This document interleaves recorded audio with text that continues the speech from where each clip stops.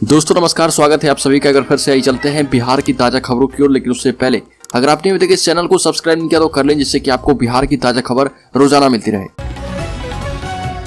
पहली बड़ी खबर, बिहार में बड़े पैमाने पर राशन कार्ड बंद करने जा रही है सरकार। 10,000 रुपये आमदनी वाले भी होंगे बाहर। बिहार में बड़ी संख्या में राशन कार्ड को सरकार रद्द करने जा रही है। इसका सर्वाधिक असर वैसे लोगों पर पड़ेगा जो किसी सरकारी कार्यालय में नौकरी करते हैं। मामूली वेतन पर काम करने वाले संविदा कर्मी भी इस आदेश की जद में आने वाले हैं। सरकार ने एक बड़ा फैसला लेते हुए राष्ट्रीय खाद्य सुरक्षा अधिनियम के दायरे में शामिल वैसे अपात्रों का राशन कार्ड रद्द करने का निर्देश दिया है जो कि नियम के हिसाब से पात्रता नहीं रखते। बाकायदा राष्ट्रीय खाद्य सुरक्षा अधिनियम के तहत यह संशोधन भी किया गया है और बिहार में ऐसे 10 लाख राशन कार्ड धारी हैं जो कि अपात्र और राशन उठा रहे।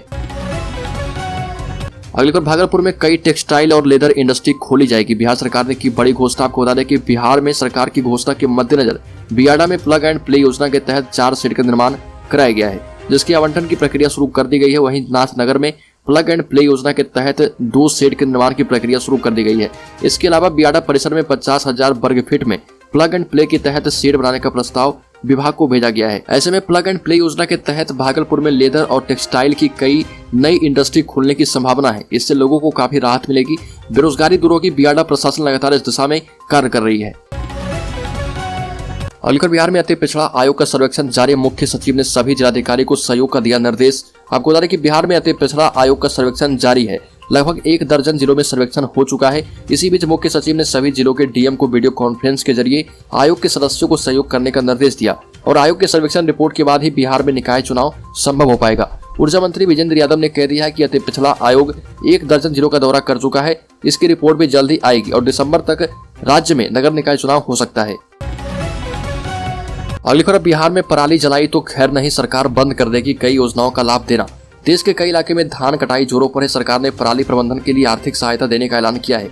पराली जलाने के लिए फ्री डिकम्पोजर से लेकर पराली के बंडल बनाने के लिए मशीनें तक उपलब्ध करवाई जा रही है, लेकिन बावजूद इसके पराली जलाने की घटनाएं बढ़ती जा रही है। बिहार में धान की खेती बड़े पैमाने पर की जाती है। पंजाब हरियाणा में पराली जलाने की घटनाओं से बिहार सरकार ने सबक लेते हुए यहाँ के जिला प्रशासन ने पराली जलाने वाले किसानों पर सख्त कार्रवाई करने के निर्देश दिए हैं और यहाँ पर पराली जलाने वाले किसानों पर जुर्माना तो लगेगा ही, साथ ही जेल की हवा भी खानी पड़ सकती है।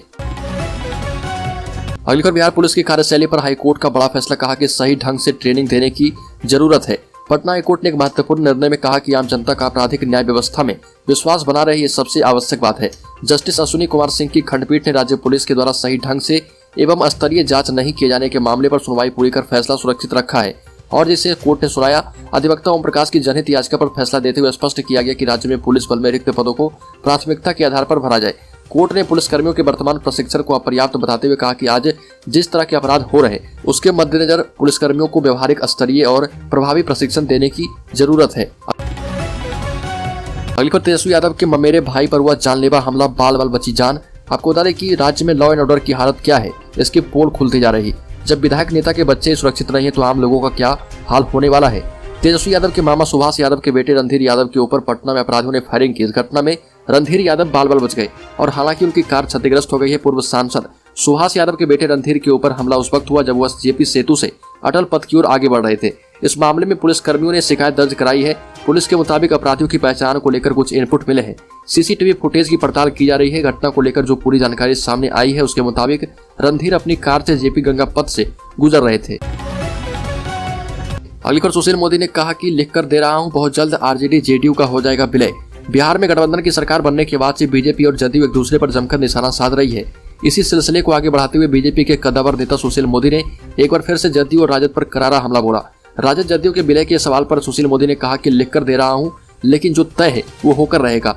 जदयू का राजद में विलय होने वाला है। महागठबंधन सरकार और सीएम नीतीश कुमार पर निशाना साधते हुए सुशील मोदी ने कहा कि बहुत जल्द ही जदयू का विलय लालू प्रसाद यादव की पार्टी राजद में हो जाएगा।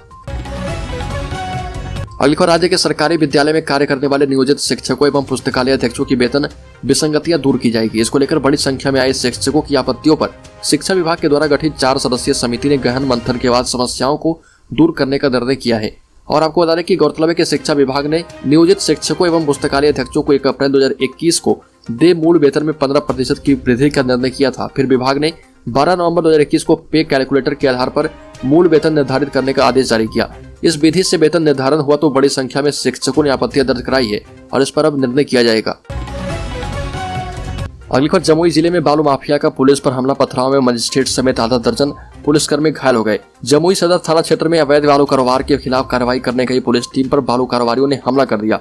उक्त टीम के द्वारा ही छठू धनावा गांव में बालू तस्करी रोकने के लिए छापेमारी की जा रही थी। जैसे ही पुलिस उक्त गांव में पहुंची, वहां पर अवैध बालू लदे 2 ट्रैक्टर को देखकर उसका पीछा करना आरंभ किया एवं दोनों को पकड़ लिया। इस दौरान वहां पर मौजूद बालू माफिया ने बड़ी संख्या में पुलिस टीम को चारों तरफ से घेर कर हमला किया और जमकर पत्थरबाजी की गई, जिसमें मजिस्ट्रेट सहित आधा दर्जन पुलिसकर्मी घायल हो गए। अगली खबर, तेजस्वी यादव ने कहा कि बिहार में सभी विभागों के रिक्त पदों पर जल्द की बहाली सरकार तेजी से कर रही है काम। बिहार के उप मुख्यमंत्री तेजस्वी यादव ने कहा कि बिहार सरकार का यह प्रयास है कि सभी विभागों के रिक्त पदों को जल्द भरा जाए और हर विभाग ने नियुक्ति पत्र वितरण का काम शुरू कर दिया है। देश की सबसे बड़ी समस्या बेरोजगारी है। मुख्यमंत्री सचिवालय स्थित संवाद कक्ष में उर्दू अनुवादकों एवं अन्य नवनियुक्त कर्मियों को नियुक्ति पत्र दिए जाने के मौके पर आयोजित कार्यक्रम में उप मुख्यमंत्री ने यह बात कही और यह भी जोड़ा कि मुख्यमंत्री नीतीश कुमार के नेतृत्व में बिहार में अमन और भाईचारा कायम रहेगा। अगली खबर, केंद्र सरकार पर नीतीश कुमार का सियासी हमला, कहा कि नहीं मिला विशेष राज्य का दर्जा, माहौल बिगाड़ रही है बीजेपी। बिहार के मुख्यमंत्री नीतीश कुमार ने उर्दू कर्मियों को नियुक्ति पत्र वितरण कार्यक्रम में भाजपा और केंद्र सरकार पर हमला बोलते हुए कहा कि केंद्र सरकार पिछड़े राज्यों की कोई मदद नहीं करती है। ये भी कहा कि बिहार की बहुत पुरानी मांग है विशेष राज्य का दर्जा, पर केंद्र इस मांग पर चुप्पी साध चुका है, कोई जवाब नहीं मिलता। मुख्यमंत्री नीतीश कुमार ने कहा कि यदि बिहार को विशेष राज्य का दर्जा मिला होता तो यहाँ पर और भी ज्यादा विकास होते। गठबंधन सरकार का पक्ष लेते हुए नीतीश कुमार ने कहा कि वो अपने बल पर राज्य का विकास कर रहे हैं। अगली खबर, मोकामा और गोपालगंज उपचुनाव में बीजेपी ने किया जीत का दावा, कहा प्रशासनिक अराजकता के खिलाफ वोटिंग हुई है। बिहार की मोकामा और गोपालगंज विधानसभा सीट पर हुए उपचुनाव में बीजेपी ने अपना जीत का दावा किया। विधानसभा में नेता प्रतिपक्ष विजय सिन्हा ने कहा कि राज्य में प्रशासनिक अराजकता और भ्रष्टाचार व्याप्त है। लोगों ने दोनों जगहों पर लोगों ने इसके खिलाफ वोटिंग की है। मतदाताओं ने जेडीयू और आरजेडी का गठबंधन स्वीकार नहीं किया है।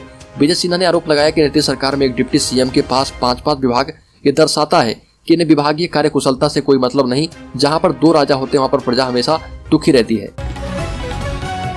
अगली खबर, बिहार में डेंगू का घातक वेरिएंट पटना समेत अन्य हिस्सों में कहर बरपा रहा। डेनबी टाइप 2 स्ट्रेन फैल चुका है। बिहार में राजधानी पटना समेत अन्य हिस्सों में डेंगू की घातक प्रजाति डेनबी टाइप 2 स्ट्रेन कहर बरपा रहा। टाइप 2 स्ट्रेन पटना से पहले दिल्ली और यूपी के कुछ शहरों में प्रकोप फैला चुका है। यह खुलासा IGIMS में डेंगू के सैंपलों की हो रही सीरो टाइपिंग में हुआ। IGIMS में माइक्रोबायोलॉजी विभाग में राज्य में पहली बार डेंगू के स्ट्रेन की पहचान के लिए सीरो टाइपिंग की जा रही है। विभाग के अध्यक्ष डॉक्टर नम्रता ने बताया कि डेंगू के 4 प्रकार के स्ट्रेन DNB 1, 2, 3 और 4 पाए जाते हैं, लेकिन राज्य भर से अब तक आए सभी सैंपलों में टाइप 2 यानी DNB 2 का स्ट्रेन ही पाया गया है।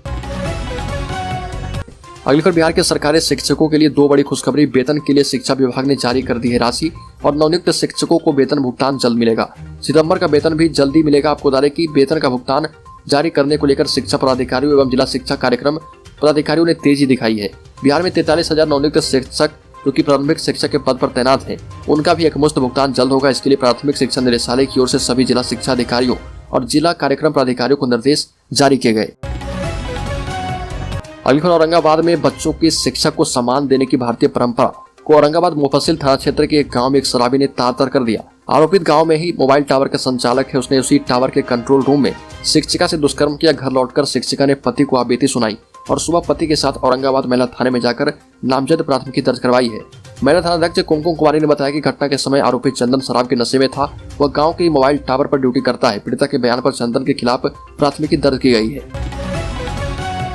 अगली खबर, बिहार में 10 नवंबर के बाद सताएगी सर्दी। नवंबर का महीना शुरू होने के साथ ही बिहार में मौसम तेजी से बदल रहा। बिहार में इस महीने से कड़ाके की ठंड का दौर शुरू होने वाला है।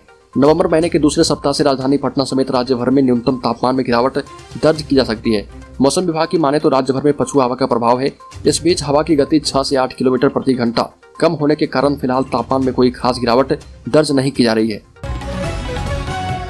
अगली खबर, आरा पटना के प्रतिष्ठित ज्वेलर हरिजी गुप्ता का अपहरण। भोजपुर जिले के टाउन थाना क्षेत्र के बाईपास स्थित बरुआही इलाके के पास से आरा पटना के बड़े प्रतिष्ठित ज्वेलर हरिजी गुप्ता का अपहरण कर लिया गया। वो घर से मार्केट जाने के लिए निकले थे। गुरुवार की सुबह घटनास्थल के पास से उनकी बाइक भी बरामद की गई। काफी खोजबीन के बाद जब वो ज्वेलर का पता नहीं चल पाया तो परिजन ने देर शाम नगर थाने में FIR की और अपहरण का मामला दर्ज करवाया है। अपहरणत व्यवसायी हरिजी गुप्ता टाउन थाना क्षेत्र के महाजन टोली नंबर 1 के निवासी हैं। उनकी आरा के गोपाली चौक पर हरि नारायण ज्वेलर्स, बड़ी मस्जिद के पास हरिकेश ज्वेलर्स और जेल रोड पर कनक ज्वेलर्स नाम की दुकानें हैं।